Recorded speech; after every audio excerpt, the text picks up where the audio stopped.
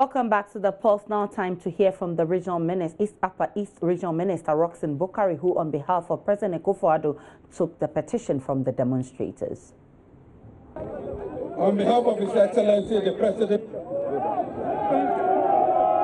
thank the organizer for the petition.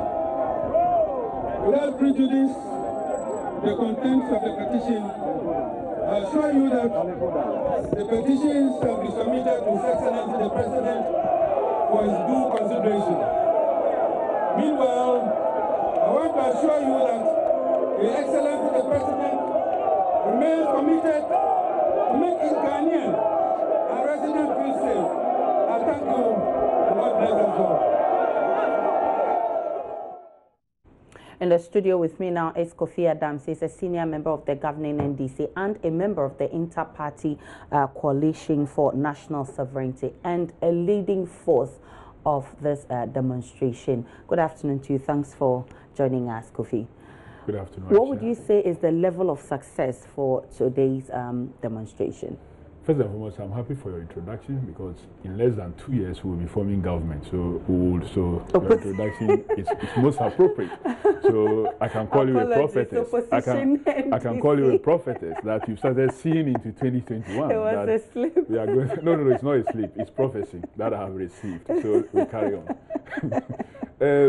You asked about the demonstration today. I think it went very well. Let me salute first and foremost the organizers, the foremost organizers. We all involved in one way or the other, but there were key persons who were involved, Bernard Mona and other senior persons from the NDC and other political parties who teamed together to say that enough is enough.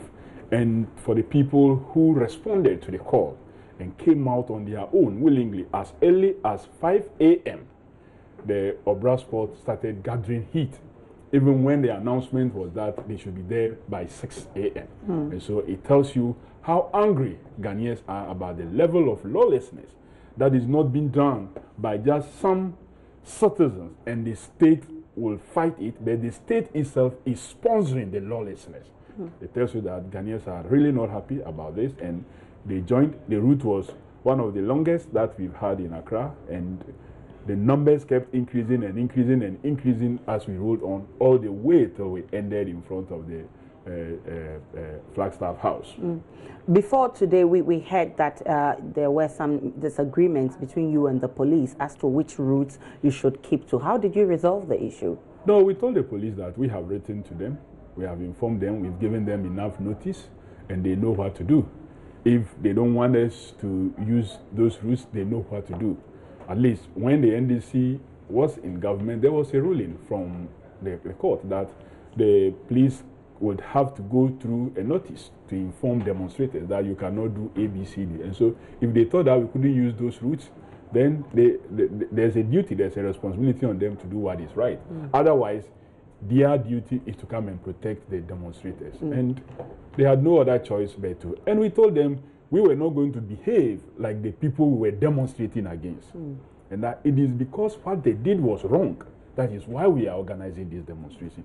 And so to demonstrate and send a message, we are not going to behave like them. And that we can assure them that we'll go through those routes that others cannot go without anything going wrong or untoward. And nothing will happen. And truly so, we went through all those routes, went to the Ministry of Interior, presented a petition there first, went through the front of Parliament, came to the police headquarters, presented another petition to the IG, and then continued to the Flagstaff House, where we presented a petition to His Excellency the President, and nothing happened. We didn't hear anybody complaining of losing any item or any injury whatsoever. And so far, I haven't heard anything that anybody has not arrived home. So generally, you will say it was successful. It was very successful. And finally, you also were able to use your original routes. We used our original but routes. Not what the police suggested to you. But earlier, also before this day, you also said that you were picking information that there were people who were preparing or, looking forward to coming to foment trouble at your demonstration. On what basis were you making those allegations, and were those people there at all? It was the intelligence we gathered, and we did inform them that we were more than prepared for them. And that when we talk about boot for boot, we meant it. And if they dare come in, we know who is who. Everybody that was coming came with somebody. And so I know who Aisha is, so I'm moving with Aisha. Aisha knows who the next person is. And so if you enter unknowingly, we will ask you where you are coming from. If you are not able to properly identify yourself, you will be dealt with appropriately. And so we also send signals that we are prepared to protect genuine demonstrators. And those who wanted to foment trouble should better stay in their homes. And maybe they listened to and they didn't venture. They didn't venture. But you said that today's activity or today's demonstration is the first in series of activities you're going to be embarking on to put pressure on the president for justice. What other activities do you have in your lineup? We want to see what he will do after today. Okay, so we have given in the first place, for example, what was the response first before you even look at the other lineups? What was the response like? We've been told that the petition will be presented to His Excellency the President, and we expect him to act immediately because we are demanding that there should be some resignation immediately. We are also demanding that there should be some arrest, because this government is noted for using committees and commissions of inquiry to cover up wrongdoings. And so we don't support this whole commission of inquiry, especially when you look at the membership, that almost all but the secretary to the committee that you cannot clearly tell where he is are key sympathizers of the New Patriotic Party, all of whom have played one role or the other for the New Patriotic Party government in the past, including Mr. Patrick Echampong, who has also played security role for the political party MPP. And so we don't think that they will do a fair job to further expose the wrongs that has been committed by these persons against the citizens of this country. If you listen to the national chairman of the New Patriotic Party trying to suggest that we bast people, so we bast people, got the national security of Ghana, MPP national security, to give them uniforms, to give them arms, to go and foment trouble in the by-election. Does this sound logic? And if their chairman can say this, I won't be surprised that the sympathizers who have been put on this commission will just come and do another cover-up job. So we are not interested in that. It is so clear. You can see from the video, you can identify persons. They should start arrest immediately for criminal prosecution. Commissions of inquiry have really not truly helped us. Just tell me one commission of inquiry or a committee to investigate anything under this government that has worked. None has worked. And so they will just be wasting our time to buy time, 30 days, with the belief that Ghanaians, maybe as usual, will forget about this matter. No. We think that the right procedure should be followed. What happened on that day is criminal. They should be arrested and be prosecuted. Straightforward. I think the public interest in this matter is so high that probably the president may not want to go that tangent. For instance, I have seen more than 10 institutions issuing statements and asking the president to intervene and ensure we disband vigilante groups in this country, and also calling for justice for what happened in Ayawaso West Wuogon. Don't you think this would be probably would be different from the others we've seen?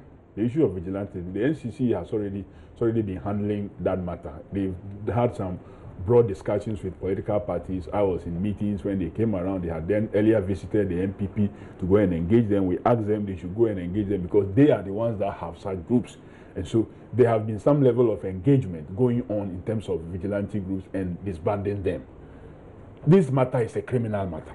And what we want is immediate orders of arrest of persons who have been identified, and other appointees of His Excellency the President who have admitted that they were the ones who deployed those persons with state accoutrements to visit mayhem and acts of terrorism on fellow Ghanaians on a day we were supposed to be conducting a peaceful elections. This has never happened in the history of this country. Right. I think we should update you on what's being done so far to address the whole problem of vigilantism, which happens to be the root of the Ayawaso West Wuogon violence. At Pedrasi Lodge, the country's security chiefs have been meeting on this matter. Information Minister Kojo Ponkroma explains. This is not the first that we have held in the last 2 years. We've had the opportunity to hold, I think, about 2 or so earlier. And this is one in the series of national security stakeholders dialogues that we have to deal with some of the emerging security threats that the nation faces. We have our own internal security challenges that we have to deal with, some of which we've reported in recent weeks. We have issues with political vigilantism. Of course, it forms part of the major discussions here today. Terrorism is another issue, and the terrorism threats associated with it, especially if you watch what's been happening in Burkina Faso and some of our neighboring countries. We can't be just resting on our oars, and so there's a need to engage. What the security chiefs and the political brass have been doing is updating the stakeholders, as you notice behind closed doors, on the kind of work that is going on, and also taking feedback and, in some cases, some ideas and guidance and suggestions. One of the key things is the development of a roadmap to trying to put a final end to these issues of political vigilantism in the country as well. And we do expect that we will exit here with that roadmap by the time we are done today. You had the Information Minister Kojo Ponkroma. That should bring some relief. Not at all. Not at all. You see, this government, we have heard this kind of promises in the past as far as this vigilante thing is concerned. Anytime they speak with double mouth. One side is saying, "Whoa, we'll disband." Another side will say, "We will not disband vigilante group." Their party leaders who have been forming these vigilante groups says they will not disband them. That is not something they intend doing. So, because this have happened, and international community, civil society groups here, and then the Inter-Party Coalition for National Sovereignty is also putting pressure on them. They rush to go and have. But has the NDC disbanded their vigilante group? We don't have a vigilante group. The Azoka Boys? The Azoka Boys are not vigilante group. Okay. Azoka just happens to be a leading member of the party who has his following. Okay. They were not a vigilante group that has been established by the NDC. Anytime you ask them, like they do, they have the Kandahar Boys, they have the Invisible Forces, they have various groups that they have. When you ask them, then they say, "Oh, Azoka Boys." Yeah, but Azoka we've Boys. also even seen the latest, the Hawks at your delegates, one of your delegates' Congress, which is supposedly one of NDC's vigilante groups. When you have the state that should be protecting us, now using state facility to further form vigilante groups, then the citizen is left with no other alternative but to find ways to protect himself. And that is why we are telling them that, look, the Constitution mandates certain institutions to protect us. When such institutions fail and decide rather to visit mayhem on us, then boot-to-boot situation is what will come. And that is where, when the citizens team together, they will be more powerful than any ammunition in this country. The strongest ammunition in any part of the world is the people. Not the guns, not the bombs. When the people get together, they will defeat any arm that you have. The strongest ammunition is the people. And that is where we are getting to. That if they continue this way, then we will prepare the people and the people will face them. So you say today's demonstration is first of series of activities. Sure, what other activities are in the lineup? We don't want to disclose the details of the next line of action. We want to hope that His Excellency the President will act and act rightly, even though so far he has failed to act the way we expected him to, even after the incident. His statements after the elections did not talk about all the violent acts that were visited on the citizens of this country, when he should have been protecting the citizens against all these things. We have not heard that. Now that a lot more persons have spoken, and this demonstration have happened today, and we have presented a petition, maybe he will review his notes and say, "No, I have done wrong, and I believe that, let me re-strategize and take a different path." If he does so, we will cooperate and make sure that the wrong persons, the terrorists within, are dealt with. At least we have very good people, genuine people. Today the police performed their roles very well, with huge numbers moving and nothing happened. And the men in uniform can do the right thing when supported. And we want to see what His Excellency the President will do. After all, he is the chairman of the National Security Council. And so if his Minister of State responsible for national security, who is in his office, he works from the presidency, is telling us that he unleashed those persons. And we have clearly identified some of these persons who were in uniform inscribed on it NSC as being bandits who are just around and in the communities and have not been given any proper recruitment. What it tells you is that His Excellency the President is presiding over a council that is recruiting an unknown, an army that is not known to the Constitution. And these are even grounds. If he doesn't take steps, they are grounds enough for impeachment.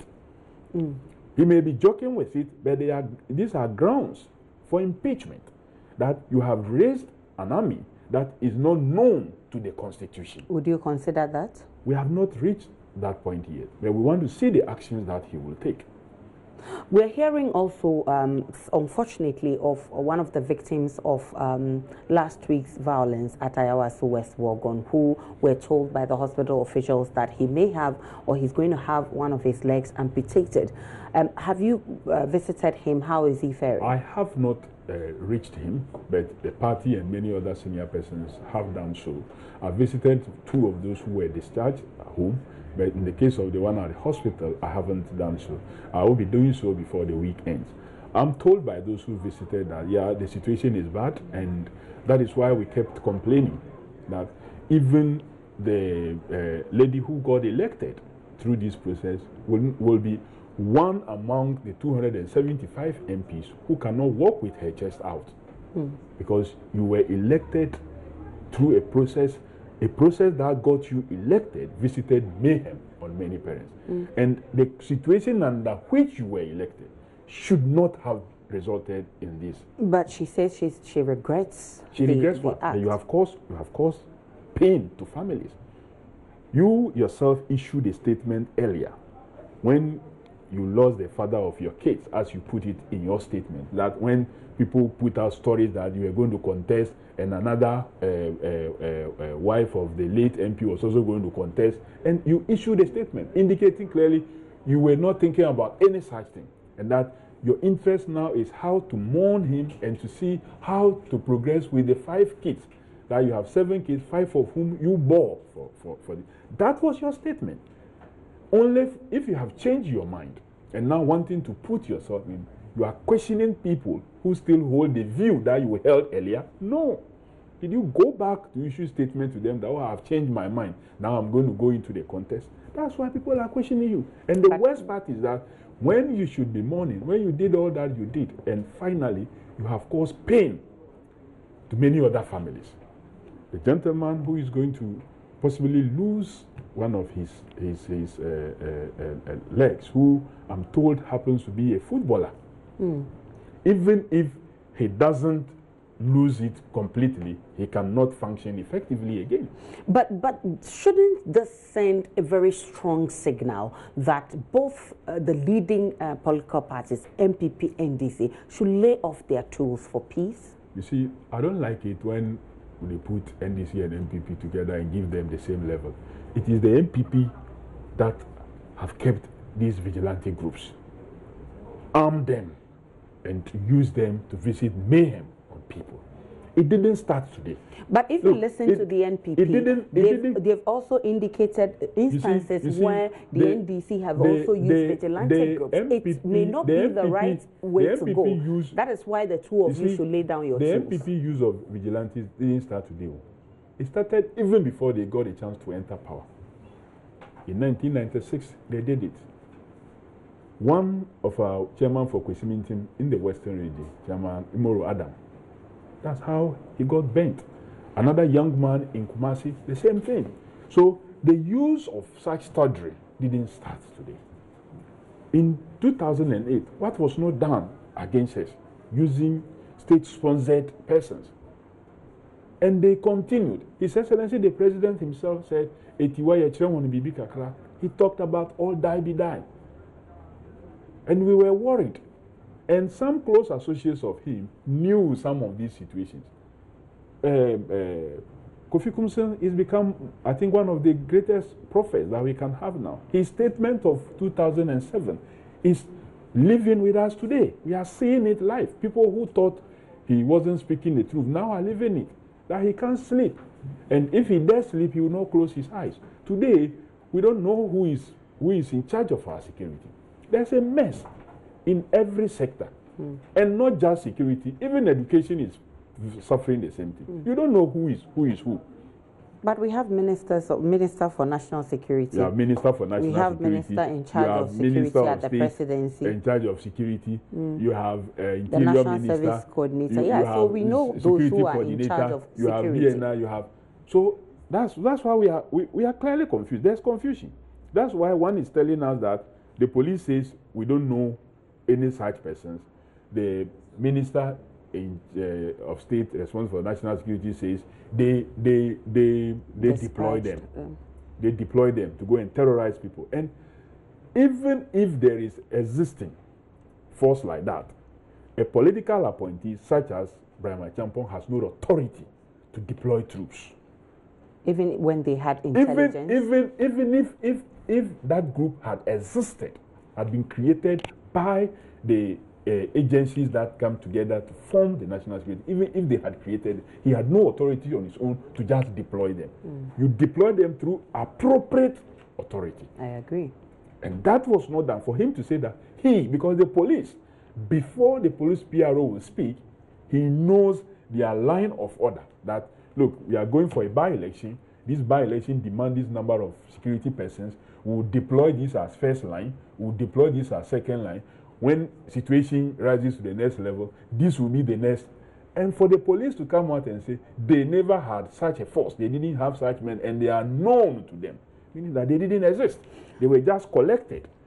And the accoutrements that we use our money to buy, bought with our money, the taxes that me and you, we pay. When we even buy water, common water to drink, we pay tax on it. That is used to buy those vehicles. Instead of being given to the regular police, it's given to bandits who themselves went out there beating some of the regular police persons. Per the Kodio report, that around the Roman Ridge polling station, when the regular police who were there were trying to stop them, more came in those pickups and visited mayhem on these security persons. And that is where equally I'm not happy about even the behavior of the Electoral Commission. Kodeo has existed for a very long time. The coordinator or the head of Kodeo is one person who has also worked with the Electoral Commission for a very long time. Yeah. So I will believe and accept the Kodeo report than a commission that have just been established with so many new faces. Madam Gimensa is yet to conduct any serious elections.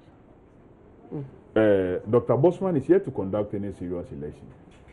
Mr. Ahin, who heads Kodeo, has been part of Electoral Commission for a long time, and Kodeo has worked and monitored many elections. So their report will not be treated like some tea-room that could just be thrown somewhere by the kind of response that came from the Electoral Commission. They must take it serious. So for you, what will be the most appropriate and comforting approach to this issue? One, we have talked about it, arrest of those who have been identified and immediate prosecution, the resignation of officers whose role led to these acts, and possibly the other senior police persons who stood by when these thugs were visiting the mayhem without ordering arrest also should also in one way or the other be dealt with.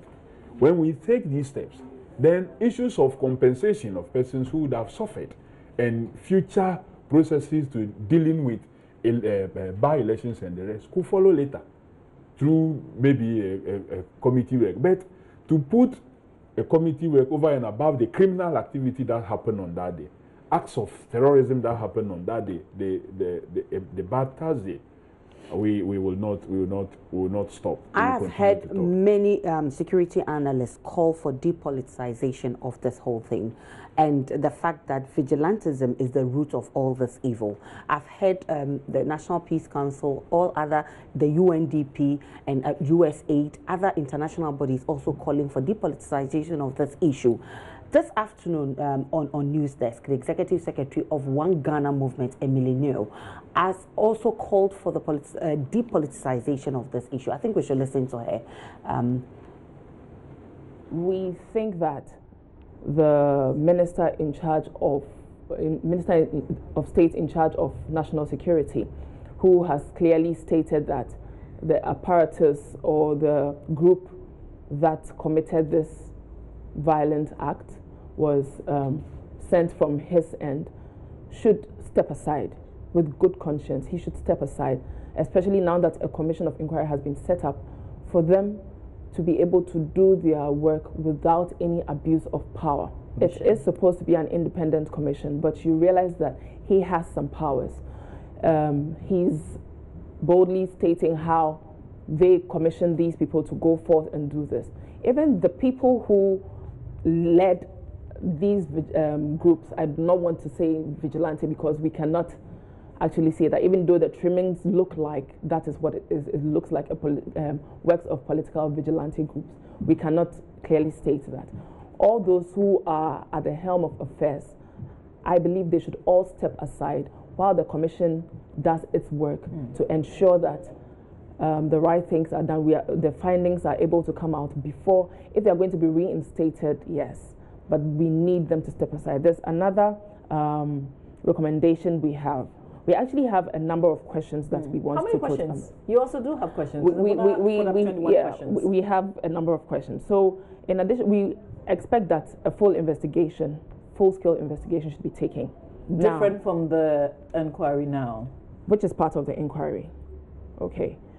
We want to understand why there were security lapses, and we need to be able to identify these. What were the security forces? What was their mandate? Right? Because it looks like there's no clear chain of command. Who was in charge? All these organizations are supposed to work together. So EC, the police, the national security, observers, CSOs were all supposed to work together. Were they aware of this group that was going to come? Did they have any intel that there was anything happening that needed the presence of this heavily armed, unmasked, ununiformed group of men? You know, we need to understand these. So she's just echoing what so many people have been calling for, but unfortunately we are not getting that indication from the two major political parties. You don't want me to put you on the same level, but unfortunately you are the two main political parties in Ghana, and we are not getting that willingness from you that you indeed want to end this thing. Aisha, what we should all be doing is to be telling the ruling party that they should stop their vigilante groups and use the state machinery to protect all of us. If they do that, there won't be any problem. But if we continue to go the line that some people want to go, the soft line, oh, the two parties, oh, we should depoliticize it. Who is politicizing it? So we, the electorates, should just take it as it is? Don't take it as it is at all. You continue take the right persons on. No, take the right person that you must take on. The one who is holding the knife and has placed me on the floor, and he has his dagger or knife on my throat. You are telling me that I and him should stop the fight. When instead of telling him to put his knife away, so there can be peace, you are saying that I, who is not holding any knife and was just there lying on the floor, he has me on the floor, he has somebody holding my legs and then a knife to my throat. You are telling the two of us to behave same. How can we behave same? The security people will tell you that sometimes, I mean, if you are the victim, sometimes laying down your tools can also inform the other person that's why the leadership of the NDC did the responsible thing on that Thursday when these terrorists were sent to the constituency to do what they did. That the best way is, why were they behaving the way they were behaving? Because of a by-election. They wanted to win at all costs. So we are not going to take part in the election. We were withdrawing midway. That's why the leadership took that responsible decision. Then why are you challenging the outcome? Because you decided to withdraw. Of course. But the outcome, we withdrew because of the security situation. If they had provided the right security, we would have participated and won that election. When we withdrew, sure that you would have won? When but that area is an NPP stronghold. When we withdrew, what was the turnout? Less than 20%. Out of that less than 20%, they garnered only 12,000 and we got more than 5,000 votes. Normally, by election, you'll be getting about 39–40%, meaning that the additional percentage that didn't turn out there to vote listened to our withdrawal. And if they had gone, the likelihood of them voting for the NDC was therefore very high. And so this was a by-election, we would have been winning anyway. But to save lives, Because today we would not have been talking about maybe amputating just a leg. Maybe we would have been talking about funerals. Because if we had stayed on, possibly that is what would have happened. Okay. And if President Mahama has also not spoken at the time that he did, and has not cut short his campaign in the Volta region to visit the victims in the hospital and spoken the way he did, that night of 31st into the morning of 1st would have been another chaotic situation. By saying you meet the MPP both for both? By saying so, it comes and raising the necessary base upon which we were not going to tolerate that. But people think he shouldn't have said that, looking at his caliber. That's what calmed nerves. And we should be very, very grateful for His Excellency, our former president, who spoke that way. It calmed nerves and allowed that night to travel without any incident. Well, you yourself have outlined a number of incidents of injustice or these kind of acts that have gone unaddressed, and you still don't even have any hope in this commission of inquiry that has been set up. In the event that your demands have, or your requests are not met, what will be your next line of action? Our next line of action will announce to you, just like the way we announced today's demonstration, and you covered it very well. You started with us. You granted us interviews even before today. You followed us all through till we ended, and even we are having a discussion now. When what we expect the government to do, what we expect President Akufo-Addo to show leadership in terms of securing the people of this country and our people for that matter. If he does the right thing, we'll congratulate him and carry on. If he fails, you will hear our next line of action. I'm very grateful, Kofi Adams, that you came. Kofi Adams is a senior member of the NDC, and he's been outlining some a lineup of activities which the NDC and the Interparty for National Sovereignty would be embarking on to put pressure on the president to demand justice for the people who were affected in the violence at the Ayawaso West Wagon. We wish you luck and wish you all the best in all your activities.